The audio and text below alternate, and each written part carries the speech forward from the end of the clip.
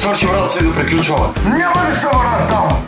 Ужасен съм от това нещо! Нямаш избор, заедно се забъркахме в това.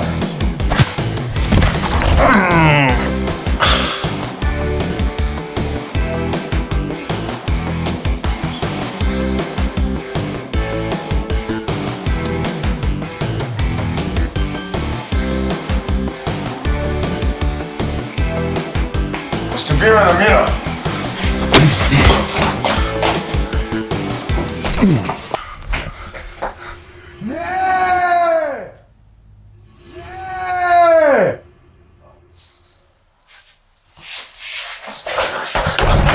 Помощ!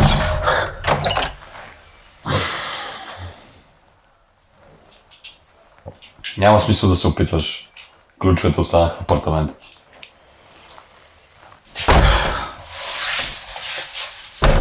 Що е човек? И какво направи? Какво постигна?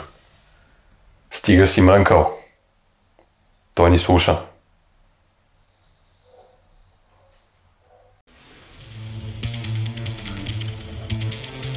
Момчета, може и да не ви виждам, да ви чувам. Ти мълчи! Ого, те смях, че стане като миналия път. Казах ти да мълчиш! Чакай, не си сложи очила! Няма да!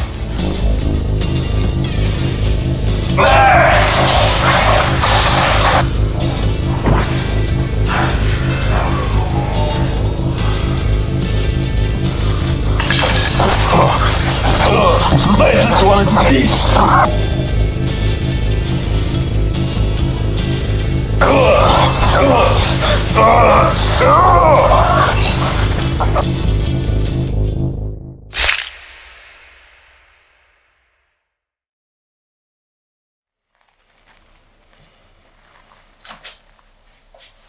Брат, извиняй. Знаеш, че не бях на себе си. Знам, внимавай се следващия и не ми ги върти тия номера повече. Колко още има? Първият дойде преди 3 дена, сега това е втория, който не беше доволен за съдбата на предшественика му. Най-вероятно другия ще е утре и ще имаме пореден шанс да разберем какво искат те от нас. Ако се опитва да ни помогнат. До сега не са показали такива намерения.